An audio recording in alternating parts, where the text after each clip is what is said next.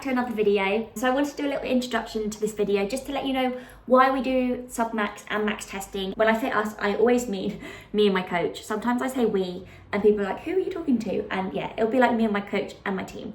Testing sort of gives us information regarding my fitness, like where I'm at now and what we need to work on. That's super helpful on the comeback from injury because I can see what's going well and what we need to work on, especially at this stage when I'm just 4 weeks into doing sessions. It gives me information like my heart rate zones, my lactate turn point, which is the point at which my body starts to produce lactate, which is the like rubbishy feeling you get in your legs when they just start to feel heavy and gross. It can also tell me about my running efficiency and my economy. It also gives me heart rate data so I can see my easy zones, like my tempo zones, and where I should stay in to sort of make sure that I'm not overreaching, which would then sort of cause injuries. The interesting thing I found as well is it tells me how I'm burning fats versus carbs.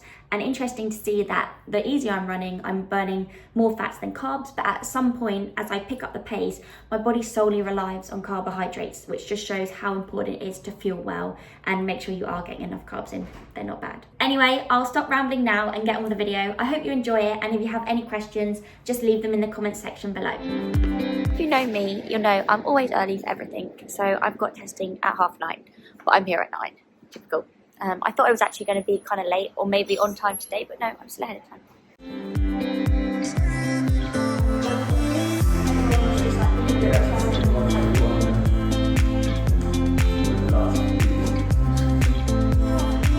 Will you do it from the same finger or different? Yeah, no, I just do it the same way. Yeah, actually, you have to use no other thing, which should be fine. Happy with what we're doing? Yeah. Yeah, I'm used to stay there now. It's nice. You hold back on your face on it. Like a what? Like a horse. You feel like a horse. Can't see, I can't say. I've seen many horses with masks, but... So the first test is the sub-max test, which includes a 5-minute intervals increasing from 12 kilometers an hour to 18 kilometers an hour. We had 25 to 30 seconds rest to sort of collect bloods, and which we would then find to test my lactate. So we're going up one every time? Yeah, 1k an hour. Yeah, every time. What's the first one then? Starting at 12k an hour, what's that 8-minute mile? Is that what we just did? That's what we just did. So exactly the same speed as what you just did. So it feels slow. So it should feel. So you should get through one round. How do you feel slow?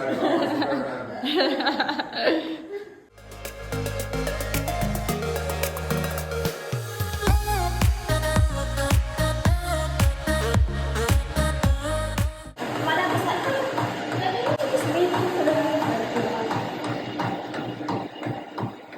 For testing, I decided to stick to my session shoes, which is the Mizuno Rebellion Flash. It's not a carbon-plated shoe. I wanted to stick to this to make sure that my data was accurate for training. Are you using your watch or not?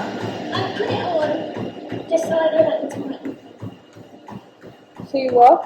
Like the time. Of how much you got left?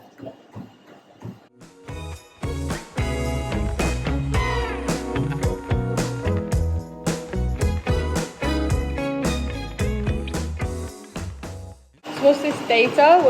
What's the red, blue and pink? So pink is heart rate. Right. Level. Blue is how much oxygen Hannah's breathing in. So as you can see, that increases as the intensity goes up. Mm-hmm. The red is how much CO2 she's breathing out. Okay. And as they get close together, basically we can infer from that how much carbohydrate, how much fat she's using. So if it's 1-to-1, it's 100% carbohydrate. So you'll see that these lines get closer and closer together as we go up speeds. So how are you measuring her heart rate right now? Has she got a heart rate monitor on So from heart rate you? monitor, yeah. From you guys, yeah, okay. Yeah. Last minute, Hannah. So what's her heart rate right now? So 128. Bloody hell. And, That's low.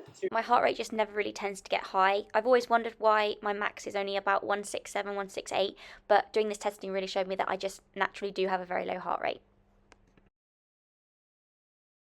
Let's give your effort out of 10.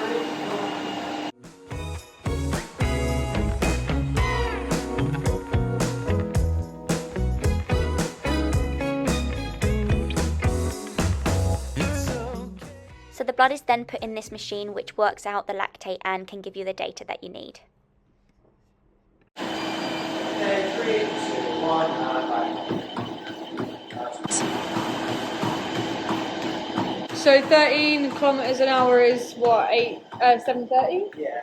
Alright, so you went back down to 120. You got up to 134 heart rate on the last one. You're back down to 120 now. 123. When you do it in jumps, this goes so much faster than it actually is. Faster. Yeah. But it doesn't feel fast. But it just feels. I'm used to running on the treadmill, but one thing I noticed in testing was it felt a lot harder on the treadmill jumping between paces than it would usually outside. I'll let you know if you get anywhere near. 3, 2, 1, and back on. Stop doing easy, the speed goes up now. So 14 is what, 7-minute mile in? 6:55. 6:55.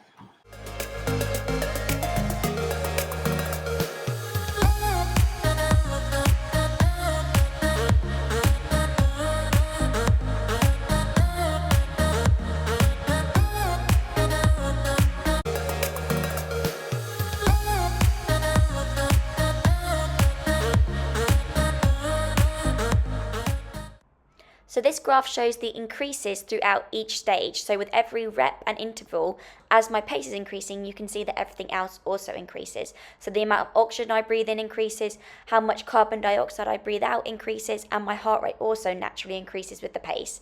They can also see the change in the amount of carbs versus fats that I'm burning, which is really interesting actually to see. And they can also see where my body starts to develop lactate and where that lactate turn point is.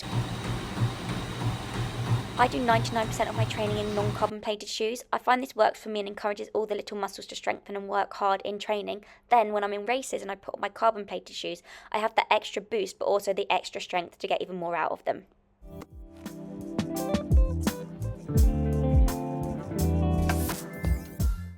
Getting some footage was also really helpful for me to see my foot pronation and where I naturally land, and it's good to see that that is nice and efficient and everything is sort of staying in line.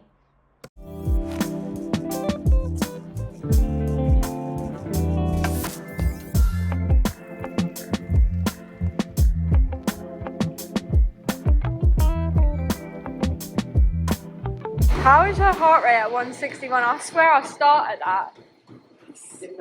It's actually crazy. Let's go hand. Nice work. Last little bit this way. This was the last rep of the sub-max test. They didn't want me to run any faster as they already had all the data they needed. Nice wiggle. I actually found the faster paces felt more comfortable on the treadmill than going slow. I'm not sure why, but I think it's just to do with getting your rhythm.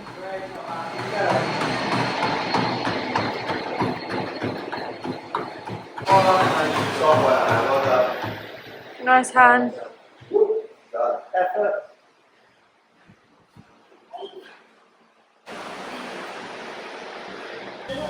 First part. It's like around your mouth, you sweat so much. Wearing the mask is also something that makes it feel a bit harder because your breathing is slightly restricted.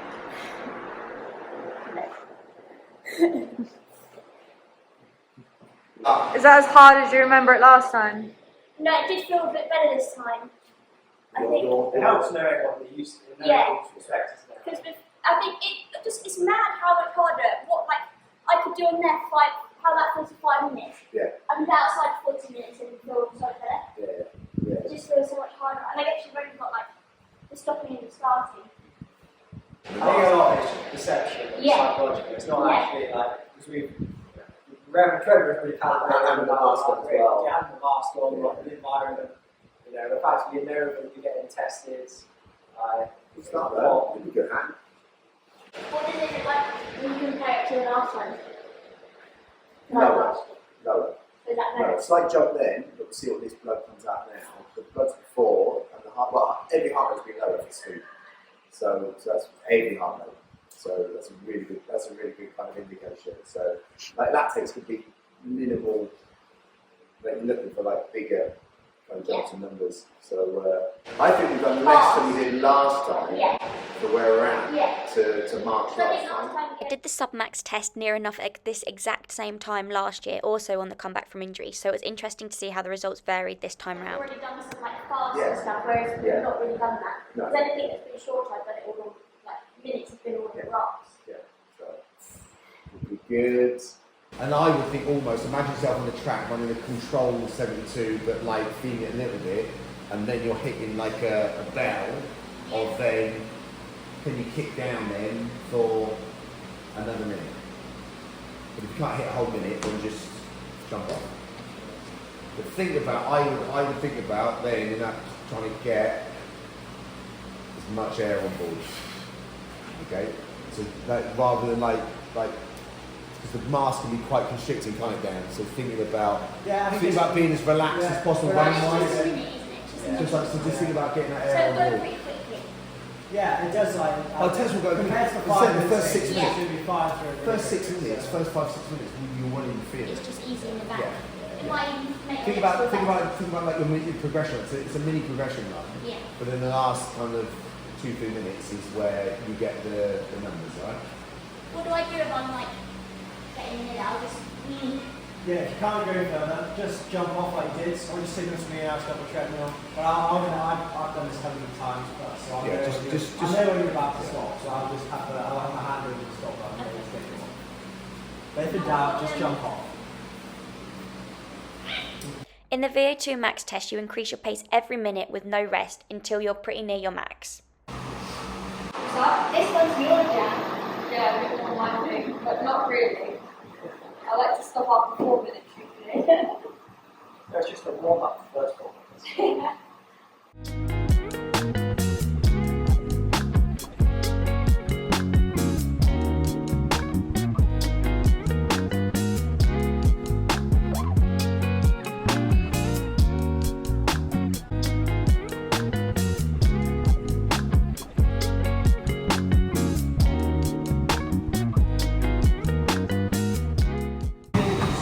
That's a nice chill minute again.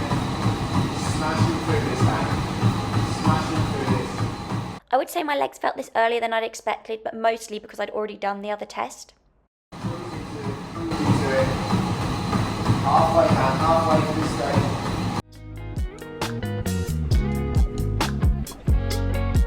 You got this, Andy. You got this.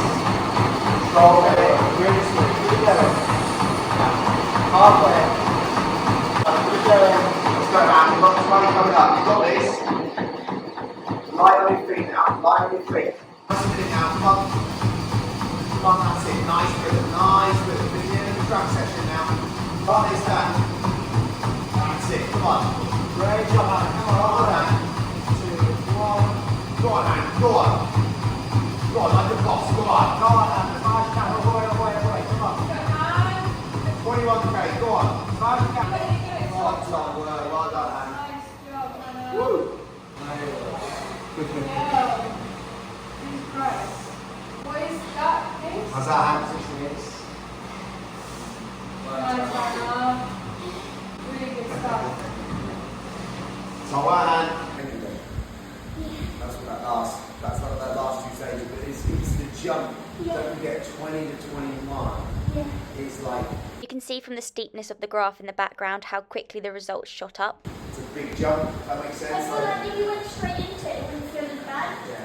When you're running 7 minute climbs to 7:6:40, it's not a jump. No. When you're running laps, Yeah. it's significantly faster, but also at the end you're testing as well, so that's the difference. It's like you're doing it, but you're also doing it off. When did we start testing earlier? When the 50 minutes into, it's like basically trying to run a 220 at the end of the Yeah. training session. How close to double figures on that? I think a bit like 8, I reckon. Yeah, I reckon about it. I wanted to add this slow motion clip because you can really see my mechanics in action. It's interesting to see my foot pronation, as I mentioned earlier, and how my foot slightly rolls in, but then quickly restabilizes and rectifies to give me that strong position to then push on again. You can also see that I'm very much a forefoot lander, which is just something I've always naturally been. So I'll just briefly do a roundup of the feedback I got back from my testing. In terms of my lactate thresholds, these are pretty similar to the test which I did at this time last year. This is pretty good considering the amount of time that I have had out from injury. Essentially, you can improve these by just doing more work in zone 3, which is your tempo zone, which for me is great news because I actually love tempo work, like it's my favourite sort of session. This is also something that will naturally improve with the more my fitness comes back and the more sessions I do, just because I'm still lacking sort of that base fitness due to having time out. My substrate utilization, which is basically how good my body is at using its fuel sources, so it's like ratio of fat to carbs, and that has been shown to increase a lot in this test, which that's good news. My economy has also significantly improved since this last test. This is mostly due to like S&C, something which I was able to keep up during my injury, so that sort of explains why that has improved. This ensures like when I'm running and I'm starting to get tired that I can still maintain a good form, so I'm not wasting energy unnecessarily. My VO2 max also came out as 69.6, which is sort of deemed as an exceptional, which bodes really well for when I turn to the marathon in the future. So sort of to round up, the main takeaways were that there's been some really good progression since this time last year, but the key areas to keep working on is my economy, which has already improved, so we can just keep going in the right direction, and also my lactate turn points and thresholds, which will improve with that zone 3 work. So I hope you enjoyed this video and you gained some useful information. If you do have any questions, do remember to let me know in the comments section, and remember to like and subscribe. Also, I am not sort of a professional in any of this. This is purely going off information that I have been given, and if there's anything you're unsure of, just look it up or seek advice from a professional.